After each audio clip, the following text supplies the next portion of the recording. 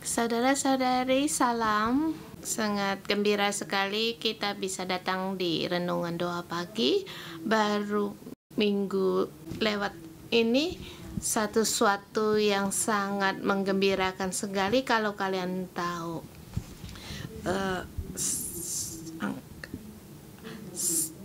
Sangat gembira sekali, sampai sekarang masih merasa sekali akan sukacita ini. Mungkin kalian tahu bahwa kita ada pertahisan para pastor. Di seluruh acara petahisan itu satu yang sangat mulia sekali dan banyak sekali yang bisa dibahas. Dan lewat petahisan ini kita tahu bahwa Tuhan itu adalah Allah. Ya, ada kesempatan kita akan berbagi. Lebih dahulu kita membahas renungan pagi kita hari ini. Hari ini di 2 Raja-Raja pasal 5 ada 27 ayat. Kalau kita membaca ayat pasal ini, kita mudah sekali fokus kita pada Naam dapat di kesembuhan itu satu yang sangat baik. Banyak sekali para pengkhotbah juga menggunakan ayat ini fokus pada perkara Naam. Tetapi di sini ada tetapi ada dua.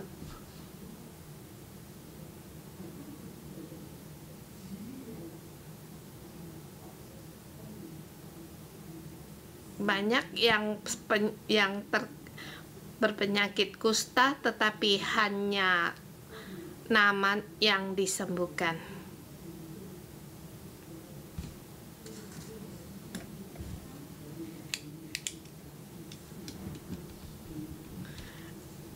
Di pasal 2 Raja-Raja ayat pasal 5 ini bisa dilingkitkan dengan Matius pasal 4 ayat 27 menerangkan tentang Naaman. Naaman sangat berkuasa, tetapi dia sakit kusta. Dia mempunyai dua tetapi dia disembuhkan. Jadi banyak sekali untuk diterangkan dari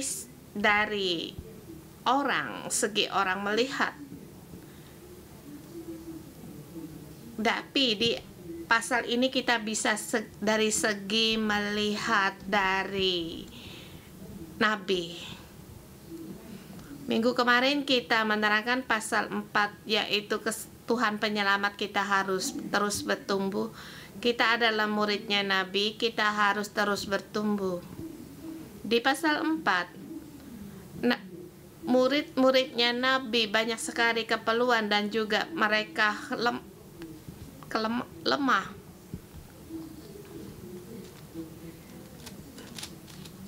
Dan juga pada muridnya Nabi kita bisa melihat hamba bujangnya, yaitu Gehazi. Dulu saya membagikan ini juga melihat dari segi ini Gehazi. Pastor Deborah juga berkhotbah juga menerangkan soal ini, yaitu bujangnya Elisha, yaitu Gehazi. Dari segi Gehazi melihat, dan saya memberi tema pasal ini dari segi pihak Tuhan. Saatnya Tuhan menunjukkan kuasanya mendapatkan kemuliaan. Dan ini juga firman bagi kita semua. Pada saat ini Tuhan menunjukkan kuasanya, saatnya mendapatkan kemuliaan. Tuhan menunjukkan kemuliaannya di seluruh bumi. Saatnya Tuhan mendapatkan kemuliaan.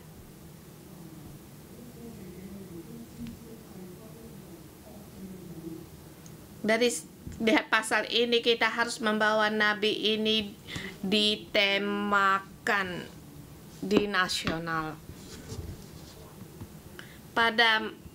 Di sini pada saat kerajaan Israel utara dan selatan.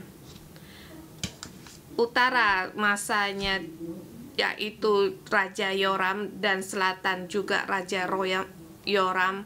Kita menerangkan bahwa Ahab mati. Setelah dia mati, diteruskan kepada anaknya Ahazia 2 tahun kemudian, diteruskan kepada, karena dia tidak punya anak, diberikan kepada kedudukan raja, diteruskan kepada Yoram. Di sebelah selatan yaitu Yosafat, sesudah Yosafat yaitu Yoram. Yosafat sebelum dia meninggal, kedudukannya telah diteruskan kepada anaknya Yoram. Jadi di zaman itu tertulis ada 2 peperangan. Pertama, yang terakhir tercatat di 1 Raja-Raja pasal yang terakhir, yaitu peperangan antara Raja Aram yang Raja Ahab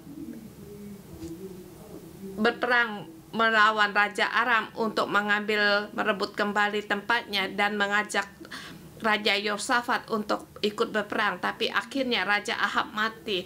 Dan peperangan yang kedua yaitu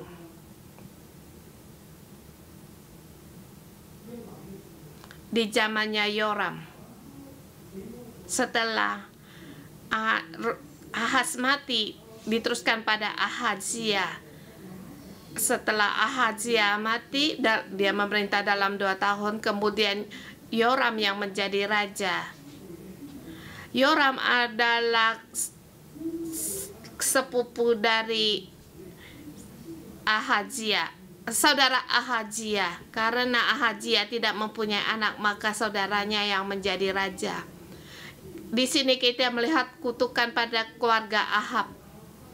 Kutukan kepada Raja Ahab ini karena Ahab dia membunuh Nahor dan mengambil kebun anggurnya. Mengambil kebun anggurnya Nabot. Pada saat ia merebut kebunnya Nabot ini, seketika Elia datang. Elia datang, dia sangat takut, dan Elia menyatakan kutukan itu.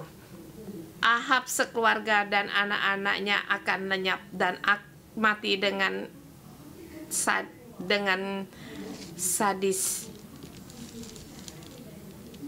Setelah mendengar itu, Ahab mengoyakkan jubahnya, dan melihat karena Ahab merendahkan diri, maka Tuhan pun menyatakan bahwa selama dia hidup, bencana itu tidak akan terjadi padanya, tetapi pada keturunannya. Jadi kita melihat setelah di zamannya Yoram, kutukan itu mulai terjadi. Kutukan terhadap Ahab ditunda waktunya. Pada masa itu, Yoram menjadi raja, maka Moab bangkit melawan Raja Israel, yaitu mereka ingin melepaskan diri dari kerajaan Israel. Maka perlahan-perlahan negara Israel mulai lenyap, diruntuhkan. Kemudian kita melihat di situ pelayanan Elisa. Pelayanan Elisa di antara kerajaan utara dan selatan Israel. Dapatkah Elisa menolong kerajaan Israel utara dan selatan? Kuasa dari Elisa dibandingkan dengan Elia 2 kali lipat. Dapatkah dia menolong Israel? mereka di pembuangan, orang Israel melihat kembali merenungkan melihat sejarahnya raja-raja, mereka harus sadar siapakah Tuhan itu. Mengapa Israel bisa diruntuhkan? Mengapa kerajaan Yehuda juga diruntuhkan, dilenyap? Dapatkah nabi menolong mereka?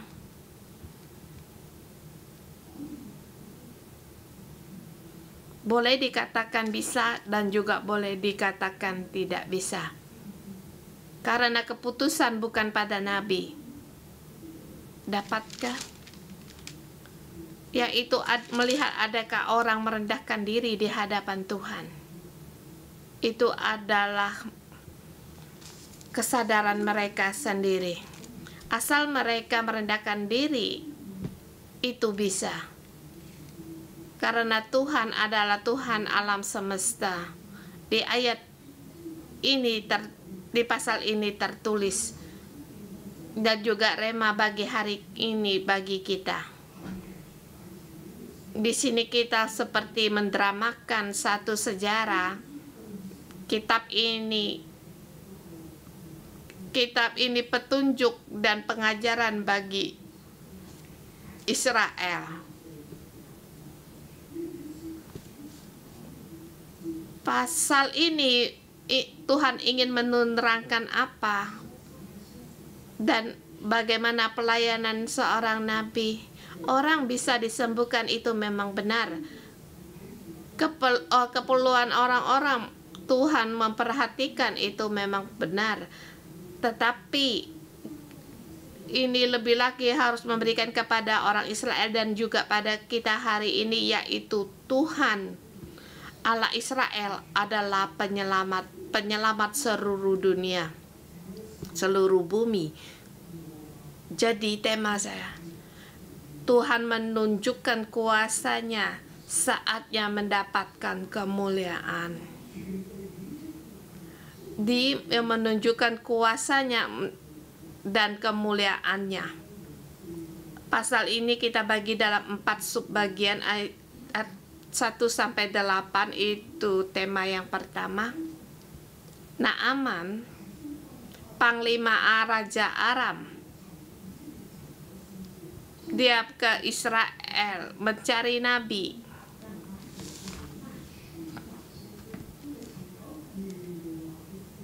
Dia mencari nabi Tuhan. Ayat pertama, Naaman, panglima Raja Aram, adalah seorang terpandang di hadapan tuannya dan sangat disayangi, sebab oleh dia Tuhan telah memberi kemenangan kepada orang Aram, tetapi orang itu seorang pahlawan tentara sakit kusta.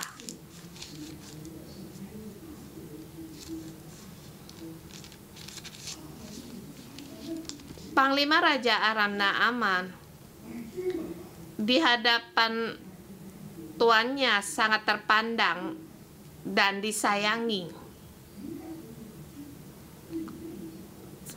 Di sini diterangkan mengapa dia sangat terpandang, disayangi, mengapa Raja Aram sangat sayang kepadanya, sebab oleh dia Tuhan memberi kemenangan kepada orang Aram. Rupanya Naaman, yaitu pahlawan panglima tentara yang berperang terhadap Israel, sehingga semua orang tahu mengapa Raja Ahab bisa mati, mengapa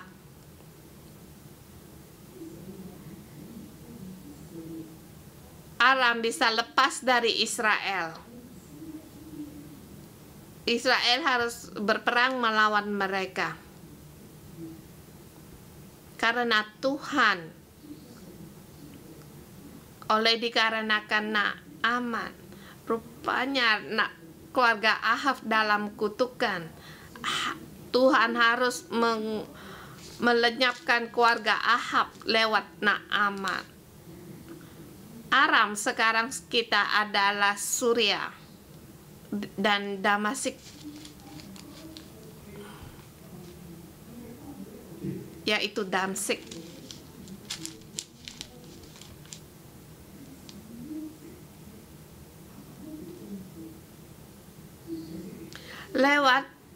Tuhan lewat Aram untuk mengalahkan Israel. Oleh karena itu Tuhan memberi mereka kemenangan. Tetapi pahlawan tentara itu sakit kusta.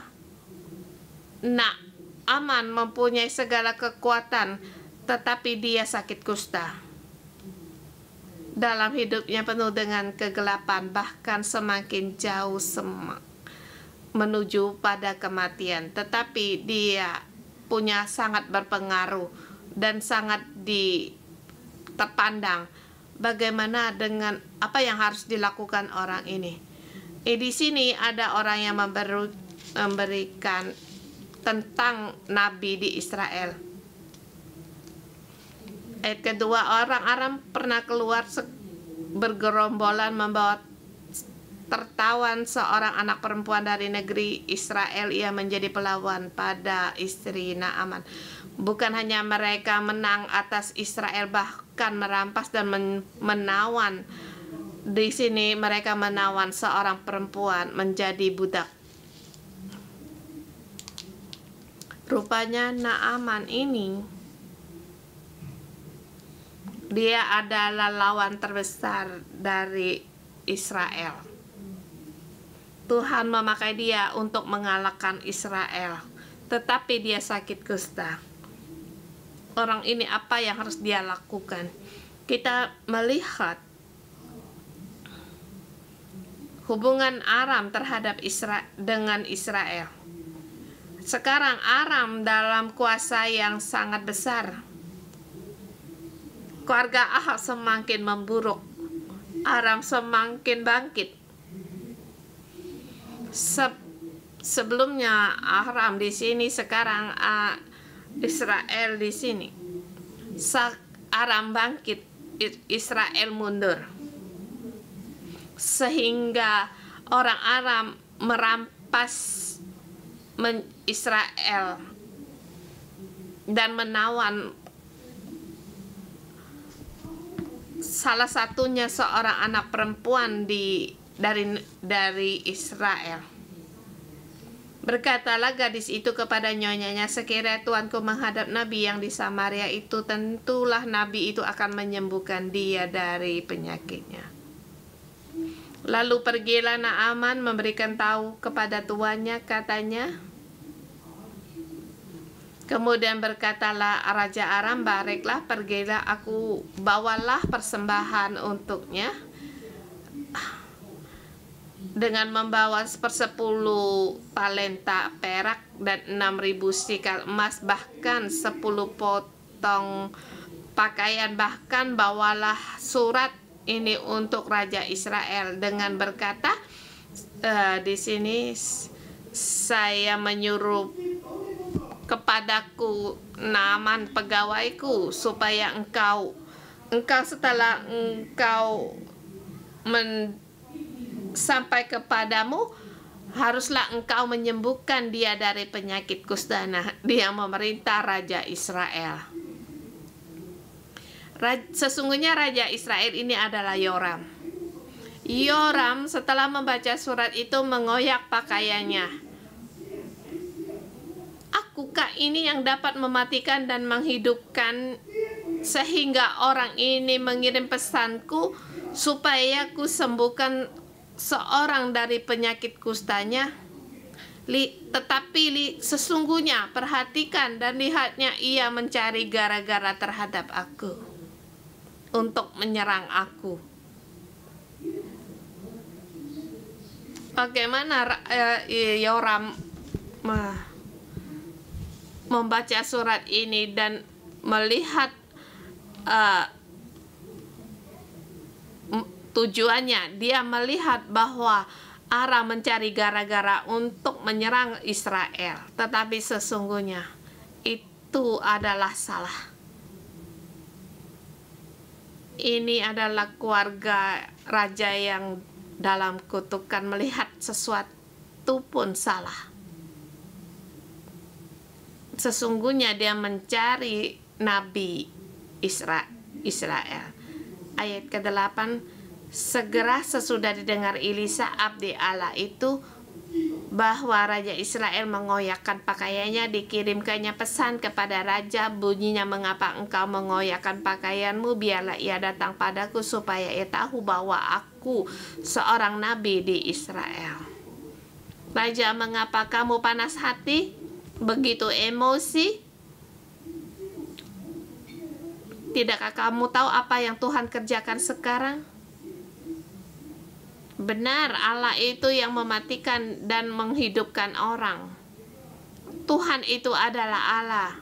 Kamu tidak sanggup melakukannya, tetapi Israel, ada nabi di Israel, ada Allah di sini. Mengapa kamu demikian? Biarlah dia datang padaku.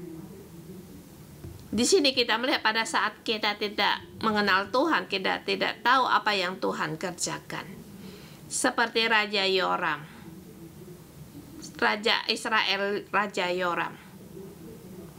Di sini sulit untuk diterangkan sebab semuanya ada ram. Ada mana ada.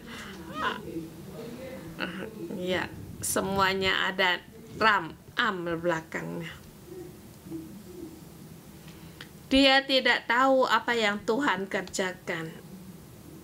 Maka ya saat membaca surat pun salah, dan reaksi dan juga salah dan emosian, dan itu berakar pahit dan tidak ada rasa aman. Bahkan raja itu dia lepas kendali.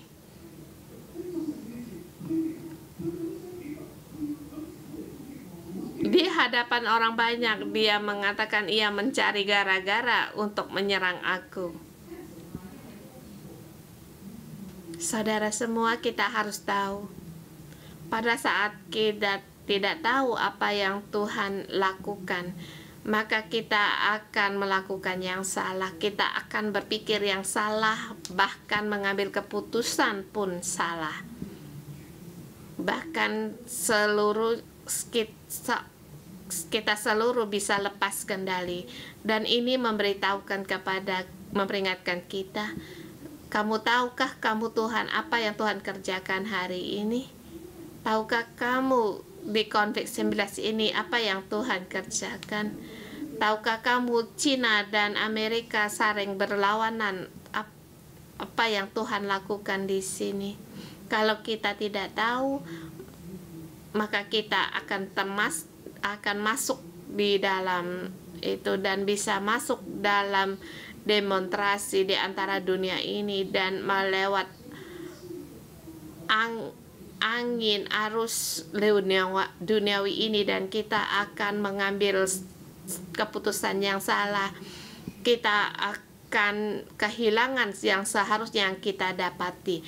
Kita harus fokus tertuju pada apa yang Tuhan lakukan, dan kita harus memahami. Demikian juga bagi orang Israel di pembuangan. Dan tahukah kamu apa yang Tuhan lakukan sekarang? Sekarang Tuhan lagi melakukan apa? Tuhan berkuasa. Mengapa kita bisa di pembuangan? Masalahnya di mana? Kita harus kembali lagi pada awal dari masalah. Mengapa sekarang dunia dalam keadaan demikian? Kita harus kembali pada awal permulaan dari masalah dan tertuju pada Tuhan. Bukan menyalahkan ini, bukan menyalahkan yang itu, dan bukan dengan kekuatan kita, tetapi kita harus kembali membelokkan hati kita kembali pada Tuhan, dan harus tahu Tuhan mengerjakan apa. 9 sampai dengan 12 kita melihat.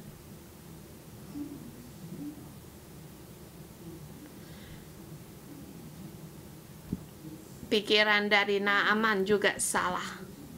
Walaupun Naaman sekarang sangat memerlukan sesuatu,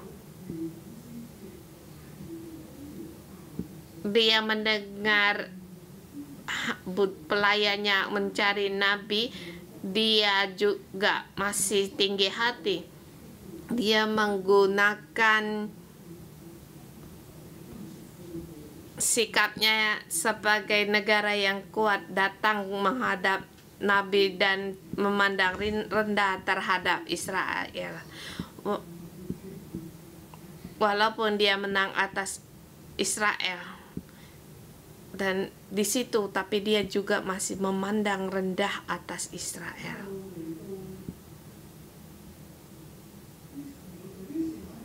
Ayat ke-9, kemudian datanglah Naaman dengan kudanya dan keretanya. Ia berhenti di depan pintu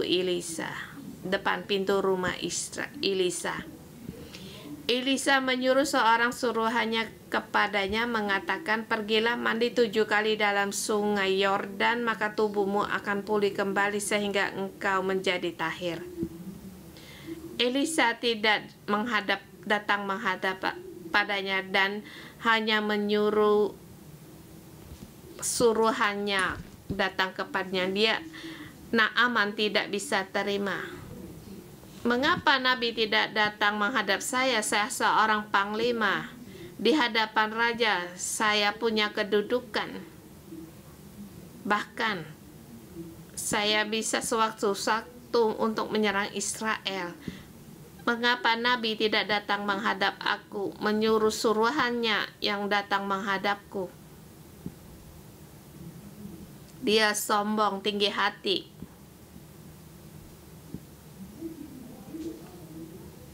Bahkan menyuruh aku di sungai Yordan 7 kali mandi di situ, sehingga dia marah, gusar. Aku sangka bahwa setidak-tidaknya ia datang keluar dan berdiri memanggil nama Tuhan, lalu menggerak-gerakkan tangannya di atas penyakitku itu, dengan demikian menyembuhkan penyakit kustaku. Naaman punya keinginan sendiri. Dia ingin Tuhan menyembuhkan dia, tetapi harus dengan satu cara. Itu pikirannya. Aku sangka setidak-tidaknya ia datang keluar, kemudian memanggil nama Tuhan. Kemudian setelah memanggil nama Tuhan, menggerak-gerakkan tangan jadi sang penyakitku. Itu seperti yang dikarangkan oleh Pastor Debbie.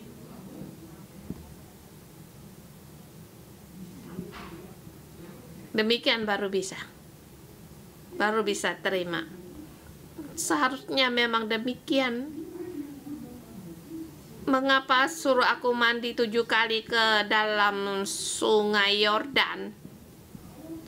Bukankah di sungai-sungai Damasek lebih baik dari sungai Yordan? Mengapa suruh aku mandi di situ 7 kali? Kemudian berpalinglah ia dengan panas hati dan pergi. Dia sangat marah. Dia tidak terima akan yang dikatakan oleh Nabi. Dia mencari Nabi tetapi tidak mendapatkan Nabi. Di sini kita melihat status kita dan kedudukan kita dan pikiran kita banyak sekali menghalangi kita untuk mencari Tuhan. Kita tidak menggunakan cara Tuhan mencari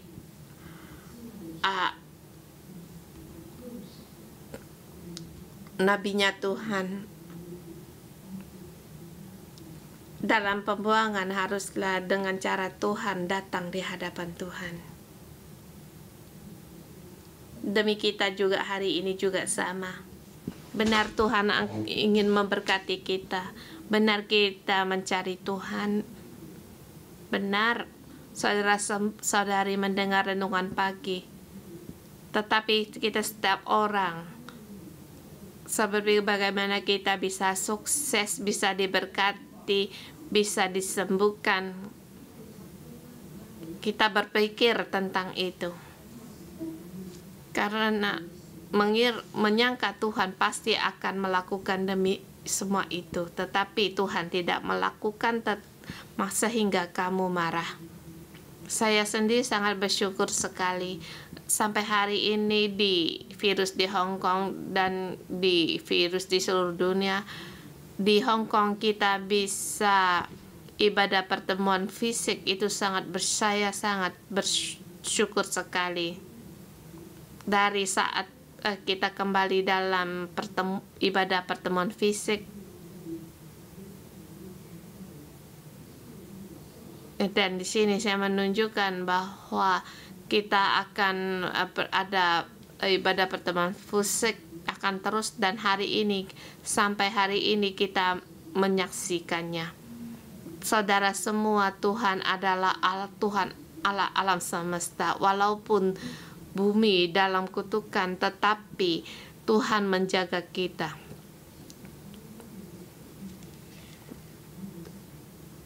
Di Hong Kong juga masih dalam penjagaan Tuhan.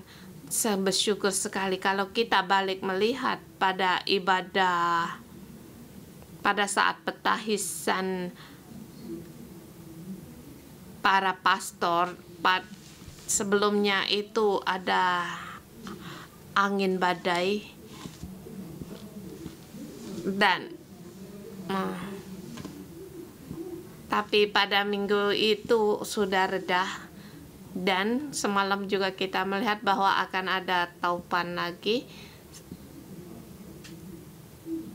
Hari Minggu yang kemarin kita melihat cuaca baik. Sangat bersyukur sekali. Sebelumnya badai dan sesudahnya badai, dan di tengah-tengahnya 2 hari itu cuaca sangat baik. Saya melihat sekali Tuhan itu penuh anugerah.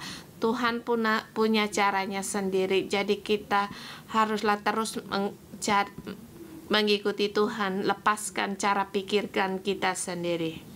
Ayat 13 sampai dengan 19, Naaman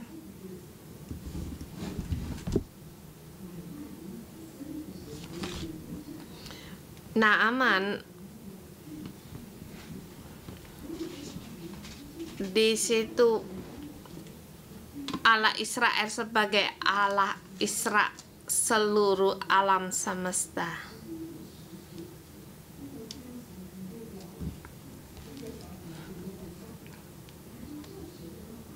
Dia menuruti perkataan abdi Allah itu, mendengar perkataan nasihat pegawainya untuk mandi 7 kali di sungai Yordan.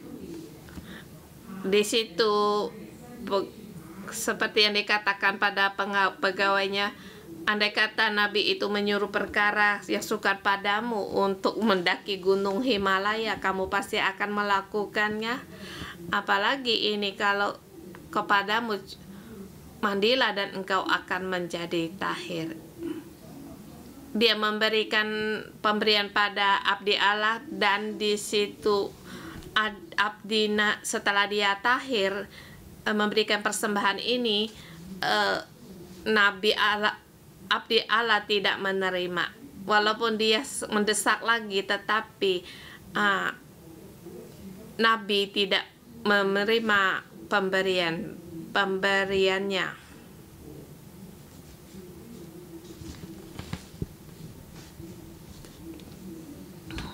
Akhirnya Naaman, karena walaupun Naaman mendesak terus supaya menerima sesuatu, tetap ia menolak. Akhirnya berkatalah Naaman, jika demikian biarlah berikan kepada hambamu tanah sebidang muatan sepasang bekal, sebab hamba tidak akan lagi menyembah korban bakaran dan korban sembelihan kepada Allah lain kecuali kepada Tuhan.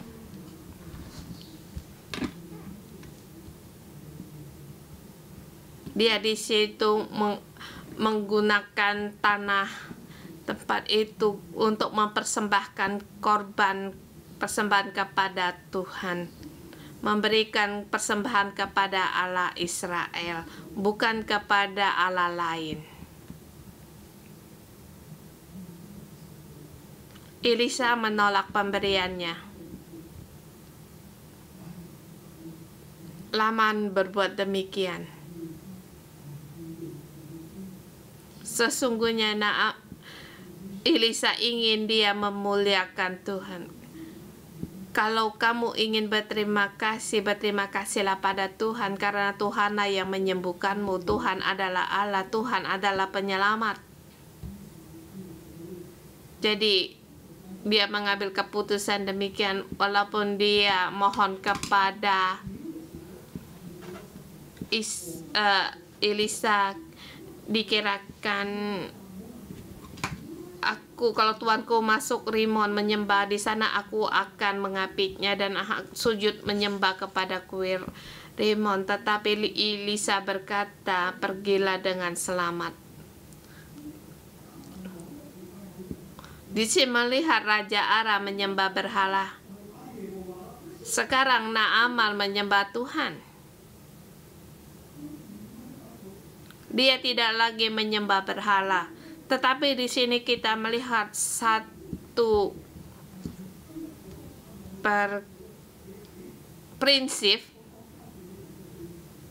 dan di sini saya sangat mengharapkan kamu di negara kamu dibangkitkan dengan Tuhan, terlebih lagi di Taiwan, tempat penyembahan berhala. Orang Kristen, apa yang dilakukannya di Taiwan?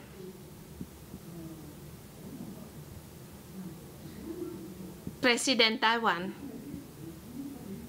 kalau dia Kristen, seorang Kristen, apa yang harus dia lakukan? Dia harus mendapatkan suara,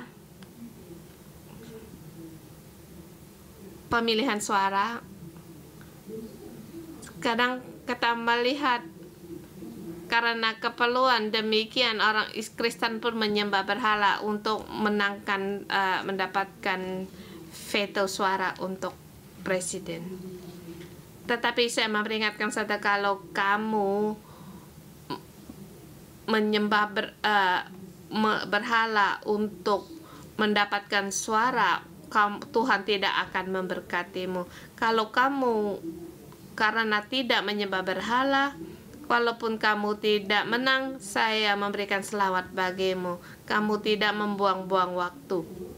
Karena kamu kerjakan, kamu menyembah berhala, kamu juga tidak diberkati. Kalau kamu tidak menyembah berhala, kalau kamu menangkan suara ini sebagai presiden, maka kamu pun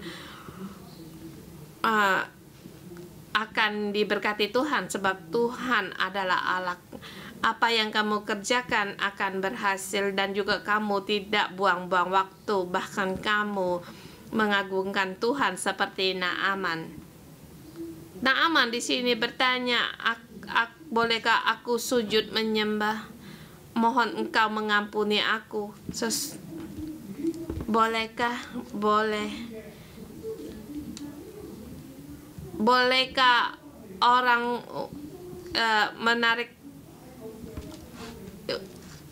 di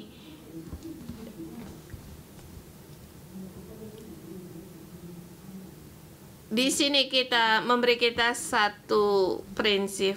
Kita boleh di situ untuk menangkan suara di depan kuil, tetapi kita tidak boleh sujud menyembah berhala. Kita melihat di sini hanya Tuhan. Naaman mempertuhankan Tuhan sebagai Allahnya.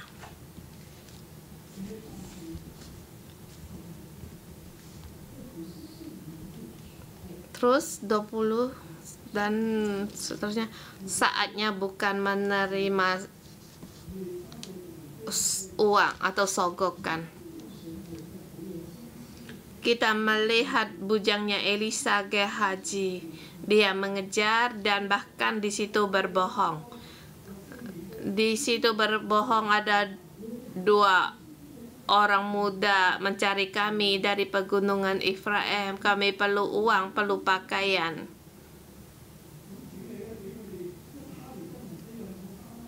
Baiklah, diberikan kepada mereka setalenta perak dan 2 potong pakaian. Maka Naaman pun memberi mereka. Dan Naaman mendesak untuk memberi lebih banyak lagi. Bahkan kedua bujangnya mengangkat 2 pundi-pundi dan potongan itu, mengangkutnya pulang. Mengangkutnya itu sangat banyak, 2 talenta perak 20.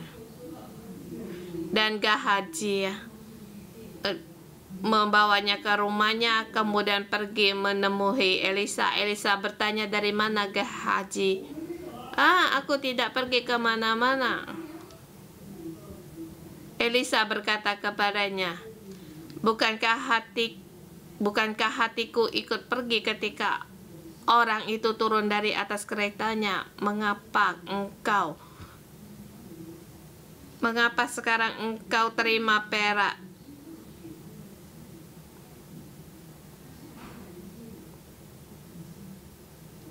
Bukankah hatiku ikut pergi ketika itu turun dari keretanya mendapatkan engkau? Aku tahu apa yang engkau lakukan.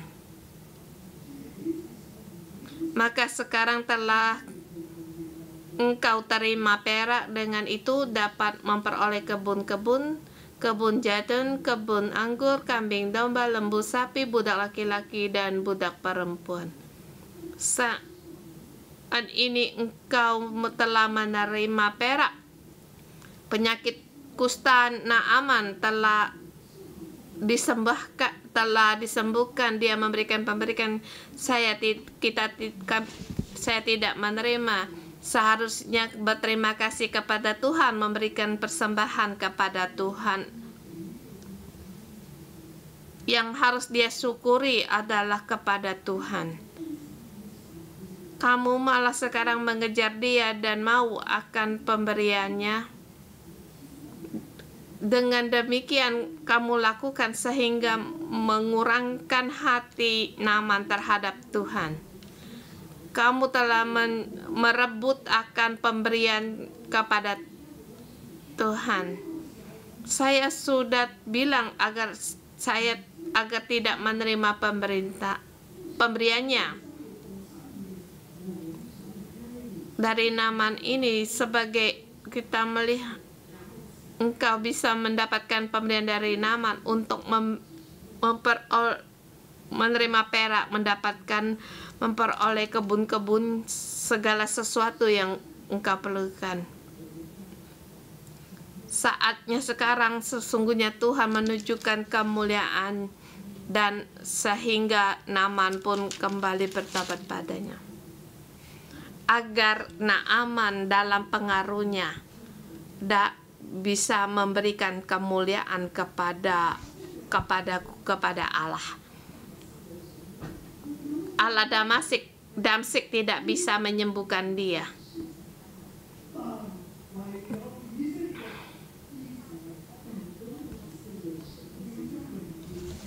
Damsyik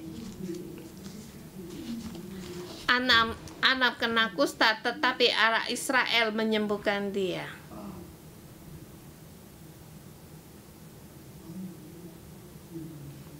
Maka demikianlah, karena tetapi penyakit Naaman akan melekat padamu dan anak cucumu untuk selama-lamanya. Dan saudara semua, maka keluarlah Gehazi dan kena kusta seperti salju. Saudara semua, kita harus tahu apa yang Tuhan lakukan. Jawabnya, Tuhan lewat keadaan sekarang, bahkan COVID-19, menunjukkan bahwa Dia adalah Allah yang berkuasa. Ia yang mematikan dan menghidupkan orang. Dia berkuasa atas segala negara.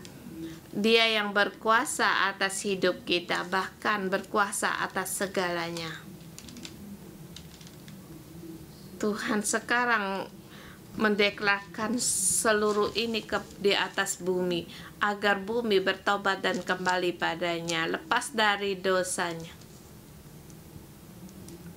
Tetapi pada saat kita tidak memahami, kita tidak tahu, kita hanya sibuk untuk mencari uang, mendapatkan uang, dan mencari lebih banyak lagi, itu merasa aman. Setidaknya kalau dunia dalam keadaan kacau, aku masih punya uang untuk dipakai. Kita demi keamanan kita dijajah. Kita karena ketakutan kita dijajah, bahkan kita bisa dibohongi. Kita tidak tahu apa yang Tuhan lakukan. Yang kita cari adalah keinginan kita sendiri. Saudara semua, agar mata kita bisa tertuju pada kemuliaan dan melihat kebenaran, agar kebenaran bisa masuk dalam kehidupan kita, sehingga semua orang bisa melihat bahwa Tuhan adalah Allah yang berkuasa atas segalanya. Dia adalah Tuhan alam semesta. Saya memberikan apa yang terjadi yang di minggu ini. Kita mentahiskan 5 pendeta, hanya pastor aja 5 orang. Rupanya saya kembali berpikir dan saya menemukan saya di tahun 1995 menjadi pendeta sampai di tahun ini adalah 26 tahun. Minggu kemarin kita mentabiskan 5 pastor. Kalau dihitung seluruhnya, kita telah mentabiskan 26 pastor. Bagi saya, setelah saya menjadi pastor 26 tahun, saya telah mentahizkan 26 orang pastor. Demikianlah ajaibnya Tuhan. 26 tambah 26 yaitu 52. 25 tahun adalah penanaman pohon kehidupan. Benar, Tuhan memberitahukan kepada saya, Joshua, sekarang saatnya kemuliaan Tuhan datang. 52 tahun penanaman pohon kehidupan. Itu adalah keinginanku, kehendakku. Di antaranya itu, terjepit antara 2 badai itu, Tuhan, aku menjagamu, aku membangkitkanmu, aku memakaimu. Amin. Saudara semua, sungguh aneh. Yang lebih ajaib lagi, dari tahun 1995, fokus pada keluarga, mereka membuahkan satu gerakan, yaitu setiap tahun bulan 10, tanggal 10 adalah hari pastor. Dan tahun ini adalah 10 bulan 10. Di situ kami mentahizkan 5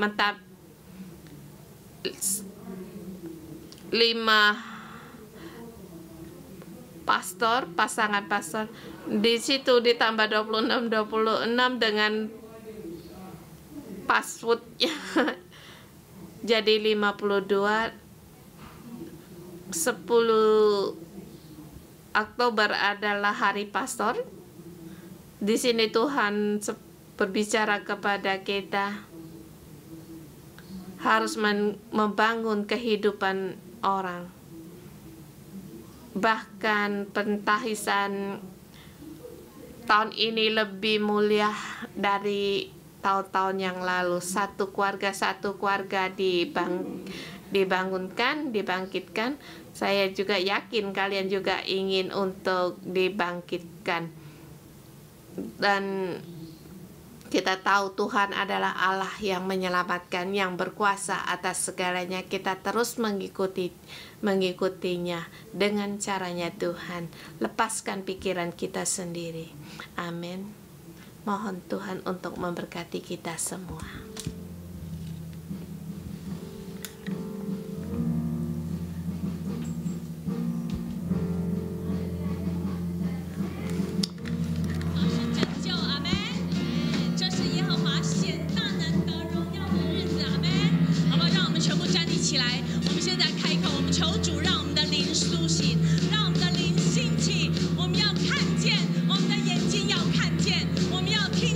Mari kita semua bersyukur dan berterima kasih. Tuhan adalah Allah kita. Kita melihat bahwa Tuhan itu berkuasa. Tuhan adalah Allah, Raja atas segala raja, penuh dengan kuasa.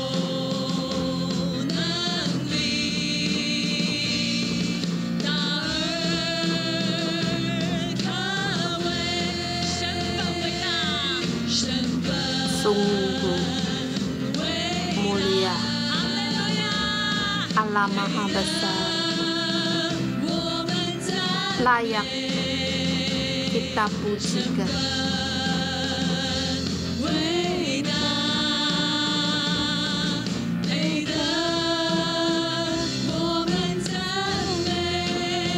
Layak untuk mendapatkan pujian.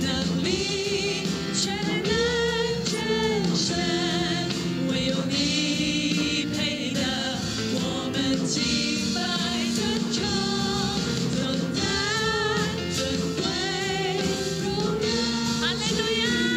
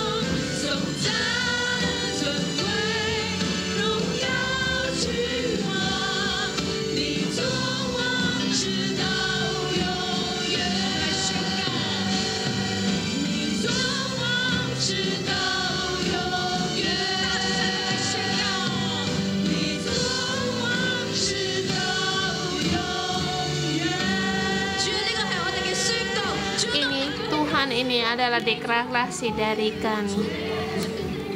Engkau adalah Raja di atas dunia ini. Segala kemuliaan dan keagungan hanya bagimu, sebab Engkau layak.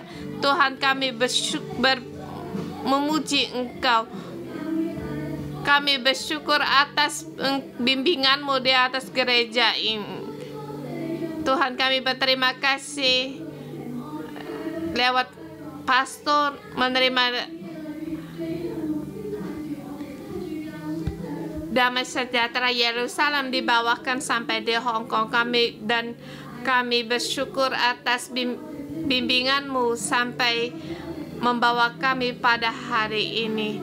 Kami, saudara semua, mari kita bersyukur dan berterima kasih kepada Tuhan. Kita punya pastor yang membawa kita yang menuntun kita dalam mengikuti Tuhan. Tuhan, Engkau berkuasa di atas dunia dan bumi ini. Engkau yang menjadi Raja selamanya. Yesus, kami berterima kasih. Dan Yesus, kami bersyukur dan berterima kasih karena Engkau adalah Allah yang baik. Engkau adalah yang maha tinggi. Engkau adalah Raja atas segala raja dan Tuhan di atas segala Tuhan. Terima kasih Engkau menuntun pastor kami sehingga kami dalam mengikuti Engkau. Terima kasih Tuhan, Engkau membimbing kami dan kami setiap kami berfokus sejajar dengan Engkau. Yesus, Engkau adalah Allah segala Tuhan dari segala Tuhan. Kami mengikutinya. Di Alkitab di 7 dikatakan, segera sesudah Raja Israel membaca surat itu, dikoyakkannya pakaian serta berkata, "Akukah ini yang dapat mematikan dan menghidupkan, sehingga orang ini mengirim pesan padaku sehingga aku sembuhkan seorang dari penyakit kusta? Tetapi sesungguhnya perhatikan, lihatlah dia mencari gara-gara terhadap aku." Saudara semua, lihatlah pada saat Raja Israel mempunyai pikiran yang salah,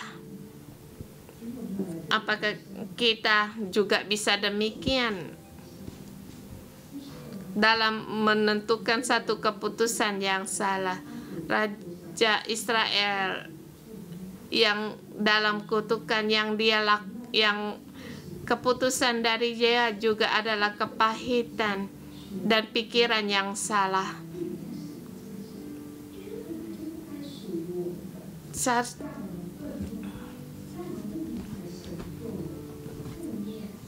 Apakah kita juga dalam masalah yang sama? Pikiran kita penuh dengan kepahitan, keputusan penuh dengan akar pahit.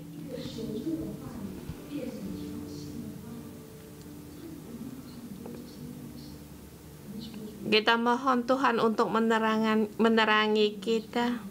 Apakah di dalam hidup kita punya banyak dengan kepahitan,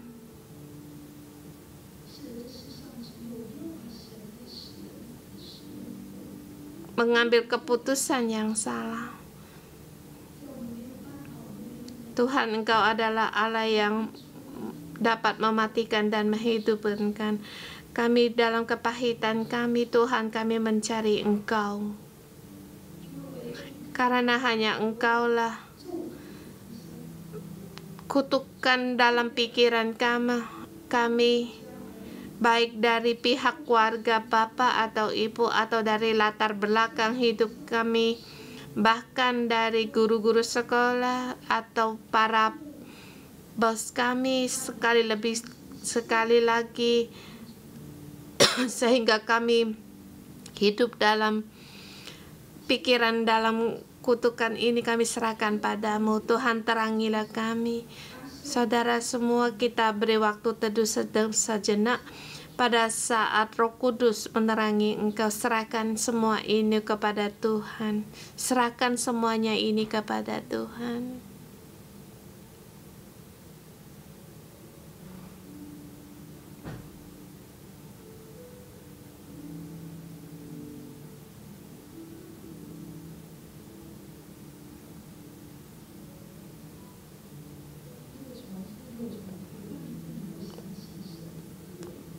berulang kali kadang pikiran kita tidak bisa seluruhnya kita serahkan kepada Tuhan.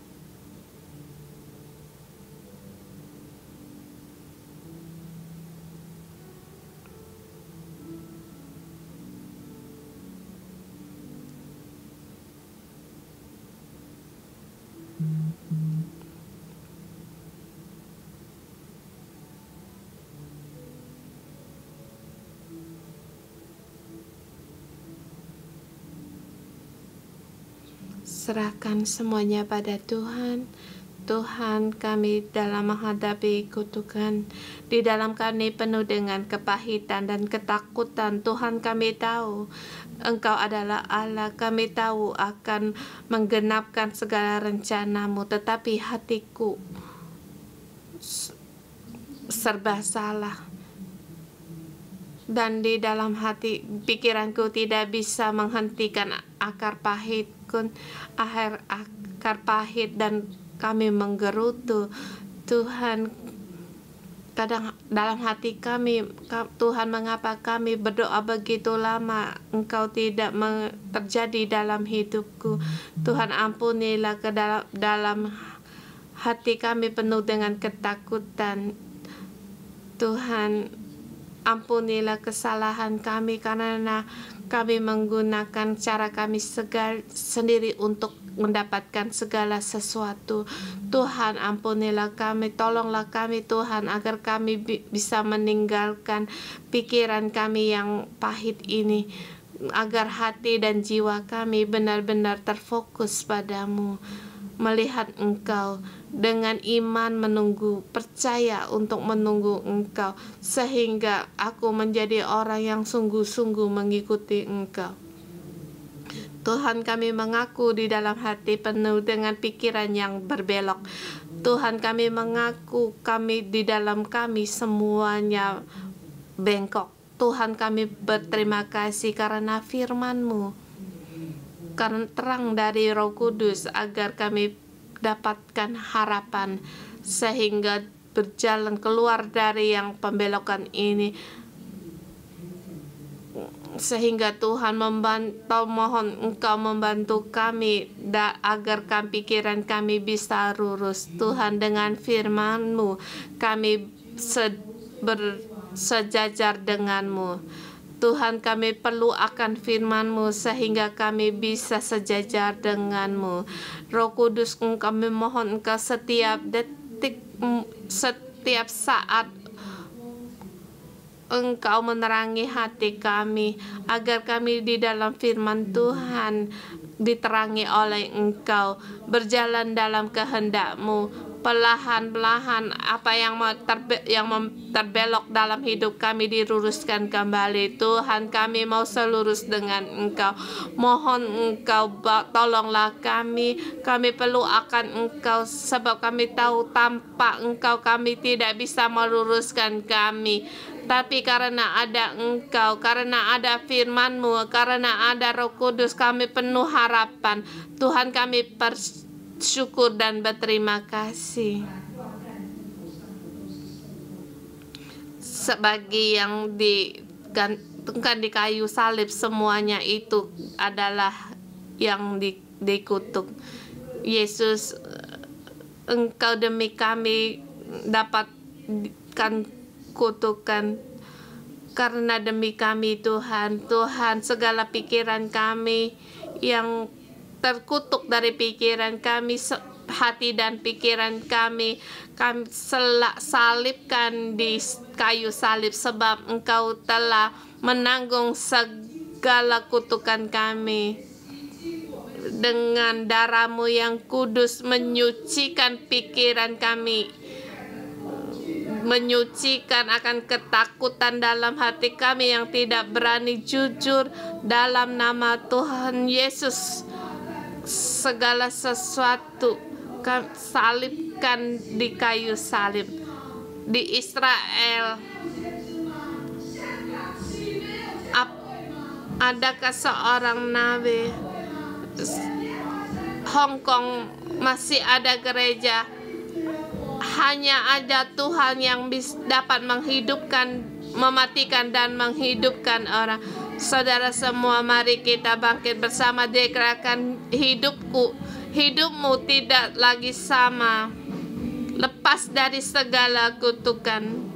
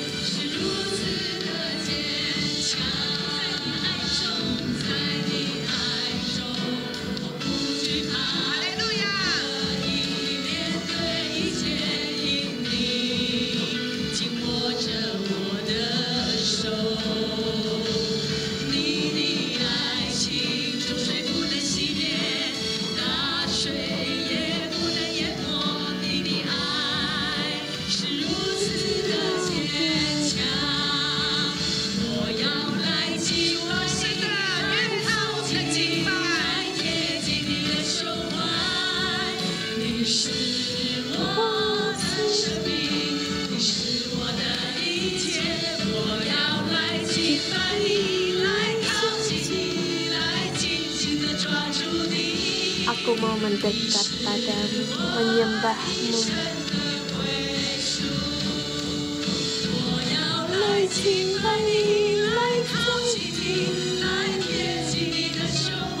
Dekat pada dada.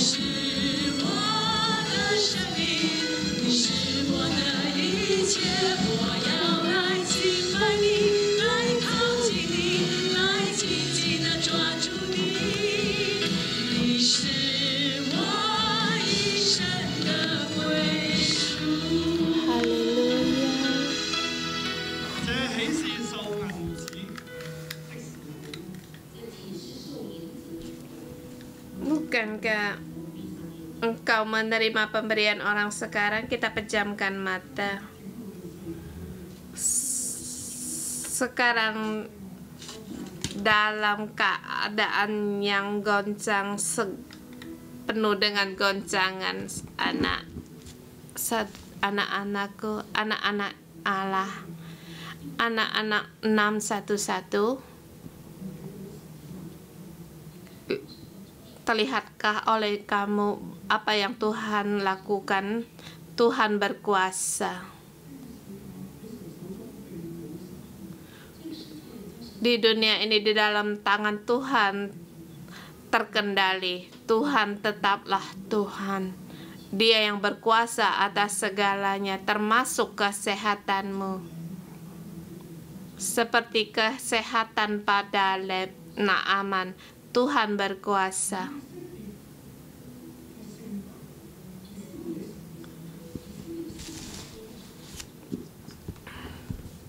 Kemenangan Israel dan semuanya juga kalah atau menang juga dalam tangan Tuhan, dan kemenangan dari Raja Aram juga ada karena adalah dari kehendak Tuhan, sebab Israel dalam dosanya. Tangannya Tuhan masih pada dunia, masih berkuasa. Roh Tuhan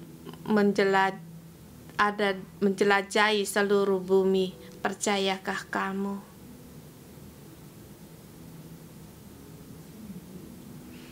Roh Kudus, tolonglah kami agar hati dan mata kami bersatu dengan Tuhan, agar mata dan hati kami tidak tertuju pada dunia,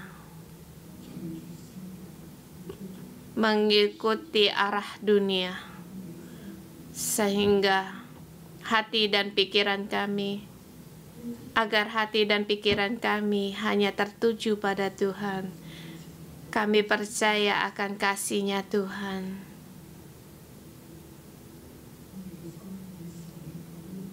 Hati kami karena keselamatan Tuhan bersukacita. Kami menyanyikan mazmur bagi Tuhan, dan Demi bumi kami bertobat dan berdoa pada Tuhan agar Tuhan mendapatkan kemuliaan, agar kehendak Tuhan tergenapi di antara kami. Roh Kudus urapilah kami setiap saudara-saudara kami, agar kami di dunia ini, agar kehendak-Mu tergenapi. Kehendak-Mu tergenapi lewat kami, digenapi. Kami mau menjadi bejana yang Engkau pakai. Kami setiap orang harus demi dirinya sendiri, seperti Gehasi sama dengan